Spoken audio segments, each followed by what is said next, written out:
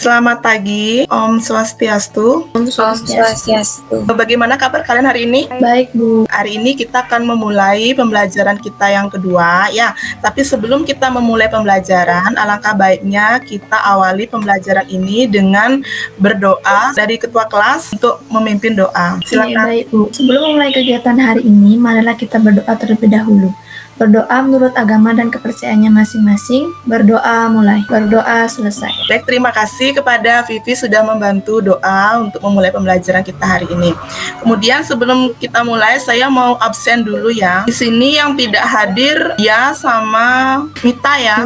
Widya kemana dia? Widya sakit, Bu. Oh, Widya sakit. Mitanya? Izin karena ada acara. Widya sakit, Mita izin gitu ya. Saya harapkan kalian masih dalam keadaan sehat-sehat saja ya, sehingga kita bisa melakukan pembelajaran daring ini dengan baik, begitu ya. Kemudian hari ini kita akan mempelajari tentang materi selanjutnya, yaitu materi tentang kalian sudah mencari atau sudah melaksanakan tugas yang saya berikan kemarin, yang saya minta kalian mencari materi yang akan kita bahas. Sudah, Bu. Sudah. Sekarang kita akan belajar tentang apa? Pernapasan. Suhu dan pernapasan. Itu sudah tidak asing lagi dalam kehidupan kita sehari-hari, tentang suhu dan pernapasan. Seperti itu ya. Nah, manfaatnya, ada beberapa manfaat yang bisa kalian dapatkan dari kita mempelajari apa itu suhu, apa itu pernapasan. Banyak sekali manfaat yang bisa kalian dapatkan dan juga bisa kalian terapkan di rumah dan di masyarakat. Tujuan dari pembelajaran kita, kalian bisa mengetahui rentangnya. Kalian bisa mengetahui seperti apa orang yang mengalami sesak napas itu. Kemudian, apa kaitannya dengan materi yang sudah kita pelajari sebelumnya? Sebelumnya kan sudah mempelajari tentang tekanan darah, nadi. Masih ingat kan berapa rentang normal orang yang dikatakan tensinya normal? 130/80. 130/80, Monica, ya bisa. Kemudian untuk nadi pada orang dewasa berapa rentang normalnya? 60 sampai 100 kali per menit untuk orang apa? Dewasa. Jadi untuk rentang nadi kita normalnya yaitu 60 sampai 100. Itu jangan dilupakan ya, Dek ya. Karena tanda-tanda vital itu mempunyai terdiri dari 4 item. Apa aja? Suhu tubuh, pernapasan, denyut nadi, tekanan darah. Ya, harus diingat tanda-tanda vital itu terdiri dari 4. Ya, yang tadi kalian sebutkan itu kemarin kita sudah bahas 2 dan sekarang kita akan bahas lagi 2. Kemudian untuk pelajaran hari ini sistem penilaian saya masih sama dengan penilaian yang minggu lalu. Ya, kita juga nanti akan ada diskusi kelompok. Ya, kemudian kita juga nanti ada soal post test atau soal tertulis. Itu nanti soal tertulisnya kalian bisa lihat di Google Classroom itu. Kemudian nanti juga ada praktikum. Mungkin minggu depan kita akan mempraktekkan keempat tanda-tanda vital itu, karena hari minggu kemarin dan sekarang kita sudah mempelajari tentang teorinya. Kita akan bahas habis tentang teorinya. Jadi minggu depan kita bisa full mempraktekkan keempat tindakan tanda-tanda vital itu. Begitu ya.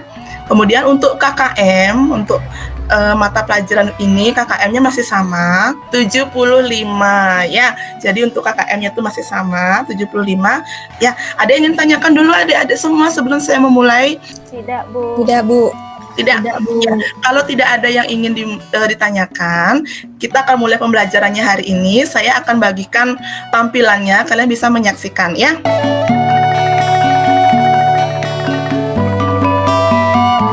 Oke, silakan diperhatikan. Ini adalah pertemuan kita yang kedua, di mana pertemuan kita yang kedua, kita akan membahas tentang tanda-tanda vital selanjutnya, yaitu tentang suhu dan pernapasan. Kita bahas satu persatu dulu ya. Kita akan membahas dulu tentang suhunya. Di sini saya mempunyai sebuah gambar. Nah, silakan kalian perhatikan gambar berikut. Nah, jika kalian melihat gambar seperti ini, yang pertama kali terlintas di pikiran kalian tuh apa? Mengukur suhu tubuh. Mengukur suhu tubuh. Termometer, ya. Jadi benar ya, ini merupakan termometer atau alat yang digunakan untuk mengukur suhu tubuh. Nah, di sini ada beberapa jenis-jenis termometer yang bisa kalian perhatikan. Nah, ini.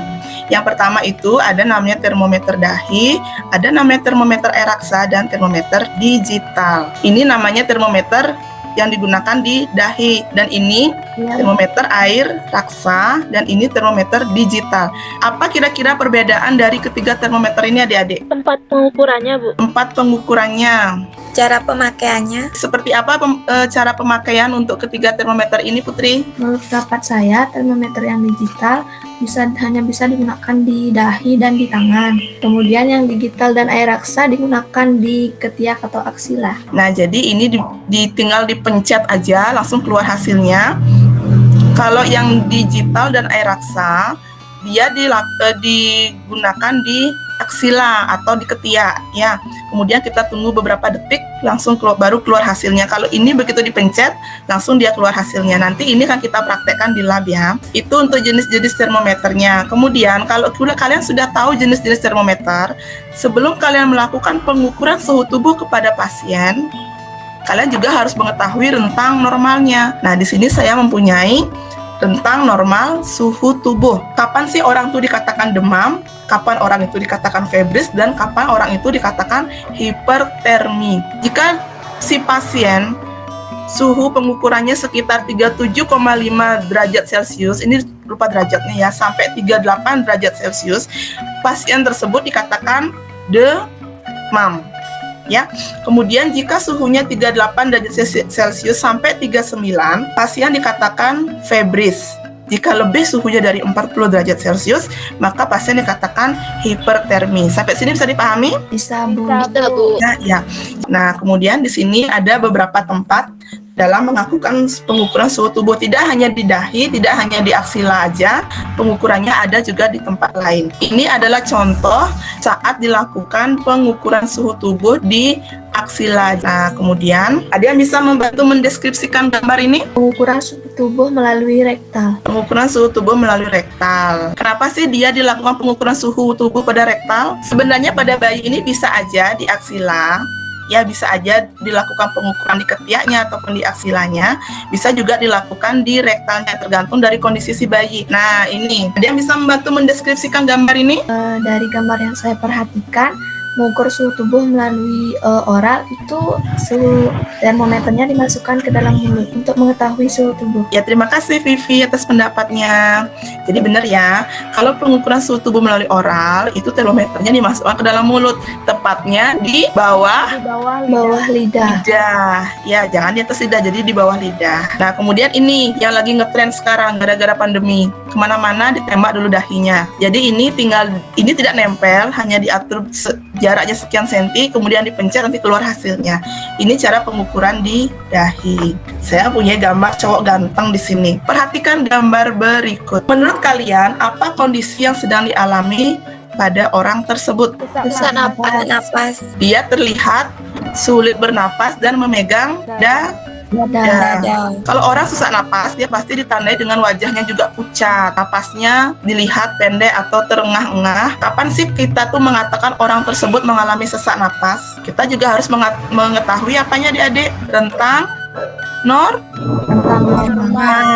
Ya, jumlah pernapasan normal. Nah, di sini jumlah pernapasan normal masing-masing usia itu berbeda-beda. Untuk bayi itu pernapasannya 30 sampai 40 kali per menit untuk normalnya, anak-anak 20 sampai 50 kali, dan dewasa 16 sampai 24 kali per menit. Setelah kalian mengetahui rentang pernapasan normal, bagaimana sih caranya agar kita tidak mengalami sesak napas? Nah, di sini cara memeliharanya, yang pertama, hindari merokok.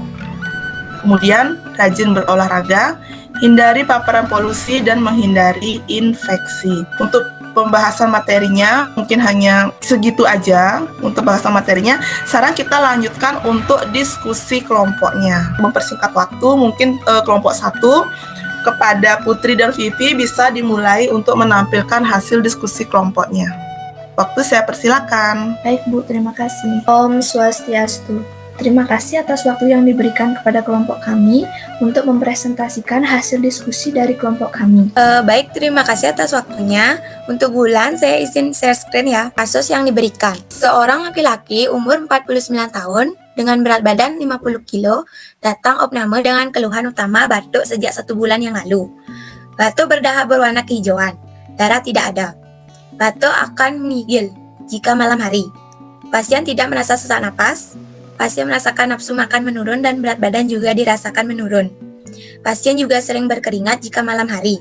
Pasien belum pernah merasakan keluhan serupa dan di keluarga juga tidak ada yang menderita sakit serupa. 8 derajat Celcius, aksila respirasi 33 kali per menit, nadi 110 kali per menit, tekanan darah 120 per 70 mm air raksa.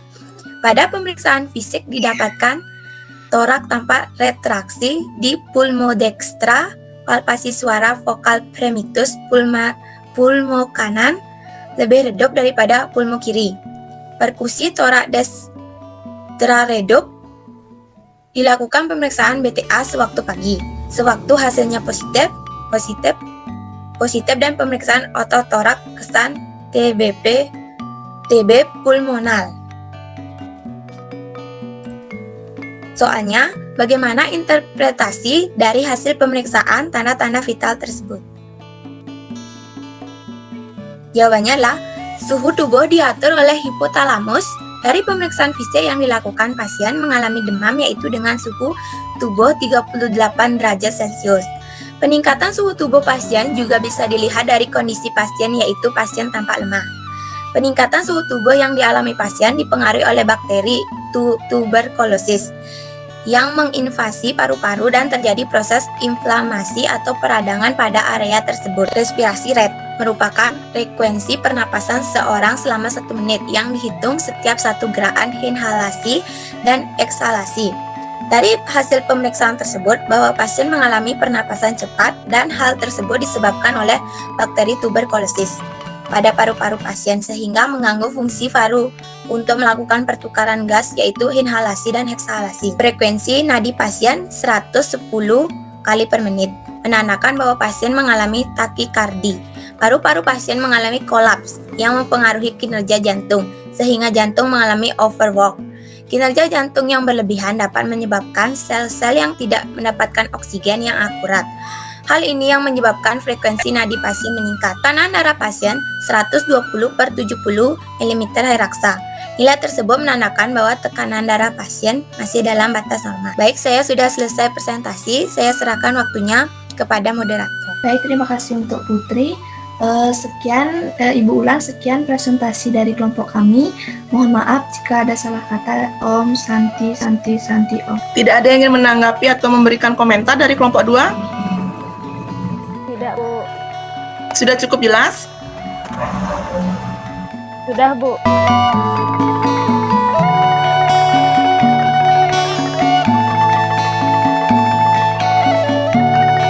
Nah, sebelum saya akhiri pembelajaran hari ini, adakah yang ingin kalian tanyakan?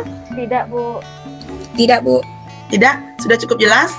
Baik, karena sudah waktunya sudah habis untuk pelajaran kita, saya harapkan adik-adik tetap jaga protokol kesehatannya, jaga kesehatan kalian di rumah, ya selama pandemi ini, tetap gunakan maskernya, tetap cuci tangan, ya jangan lupa, kemudian semoga kita nanti bisa segera bertemu, bertatap muka, belajar di sekolah kita tercinta. Gitu ya, kita berdoa semoga pandemi ini segera berakhir dan kalian tetap jaga kesehatannya selama belajar daring ini dan jangan bosan-bosan untuk belajar walaupun kita bertemu secara virtual seperti ini. Begitu ya. Nah, akhir kata saya akhiri pembelajaran hari ini. Tadi kita membuka pembelajaran dengan berdoa, marilah kita tutup juga pembelajaran ini dengan berdoa. Kepada ketua kelas bisa dibantu untuk memimpin doa kita akhiri pembelajaran hari ini. Silakan. Baik, Bu. Sebelum kita akhiri pelajaran kegiatan hari ini, marilah kita berdoa terlebih dahulu. Berdoa menurut agama dan kepercayaannya masing-masing. Berdoa mulai. Berdoa selesai. Ya, silakan kalian sudah bisa meninggalkan Go Meet ini, bisa leave. Selamat pagi.